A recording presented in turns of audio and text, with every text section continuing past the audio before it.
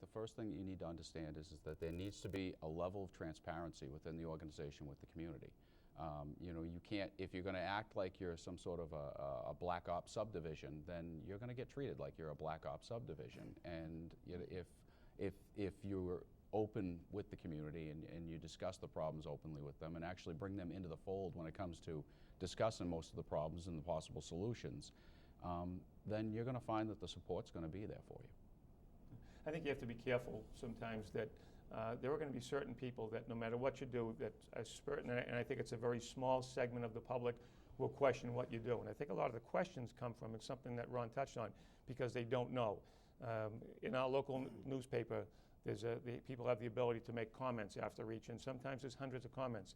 And I'll never forget, we had a barricaded subject, and it was a fairly lengthy hostage negotiation, and Channel 7 sent a helicopter. They spent about an hour up overhead, and the next day in the paper there were 10 or 15 comments. Why are the Salem police wasting gas on the helicopter, the police helicopter? If we had a helicopter, nobody told me. But that just spawned more commentary. On the good side, my opinion is that there is a built-in reservoir of goodwill toward public safety. And I think that even small things that police officers do, give somebody directions with a smile, treat people fairly, all you do is increase that reservoir of goodwill. Unfortunately, I get that letter every week where one of our officers was either rude to somebody, treated somebody as if, you know, that they had done something wrong when they hadn't. And I think that those, unfortunately, sometimes carry the day, other than the 25 letters I get thanking us for doing something. In Salem, we have a tremendous amount of support. And I think a lot of it has to do with the way we run the department, not just me, our command staff, and I think that carries itself all the way through the department. If the tone is set at the top, I think that the department will follow. I'm just going to summarize basically what these gentlemen said. I think they're on point with what they're saying, and I think there's a category for it, community-based policing, which is strong in New Haven, Connecticut, and that's what I'm bringing to Millbury, Massachusetts. It is imperative that the public trust their police officers. It's very different, and we all can understand, as a new recruit comes out, the first thing they want to do is jump in that cruiser.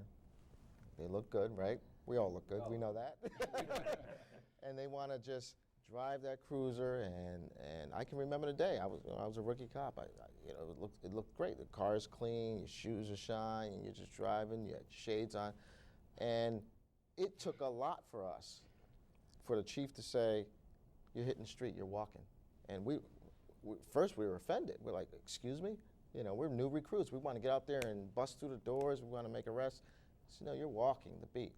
The value of that is tremendous. That I am a product of that community-based policing. I've practiced it for 21 years.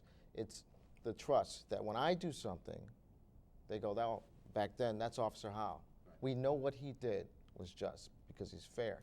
When someone else who's not engaged in the community, no vested interest in the community, and they do something, they'll question it. I don't know what that, I don't even know that cop's name. Mm-hmm. What did he do? What, and so forth. They would come to me, my informants and so forth, and the community. And a quick story is, I was in a situation where I was attacked. Someone tried to take my weapon. I was on the ground. I was bleeding from the nose. It was like 25 people. I was fighting for my life, and I'll never forget that day. And I was calling for help. They knocked out my partner, and just blood everywhere. And it resulted in the arrest of this individual who was a drug dealer. He was mad because I was shutting down his operation. The people went to court and said, we will not tolerate the abuse on our community-based police officer. And he got 7 years in prison. If I was not connected with that community, no one would have shown up. And it would have been on the docket, and then they would have passed it on, okay, 3-year probation, whatever. He did 7 years. And to this day, if I see that person, which I saw him 2 years ago, he said, how are you? Hello. He speaks to me because the way I treated him was fair. No matter what he did, which was some bad stuff, it was fair. So community-based policing, engage in the community, vested interests, I think those are key factors in that.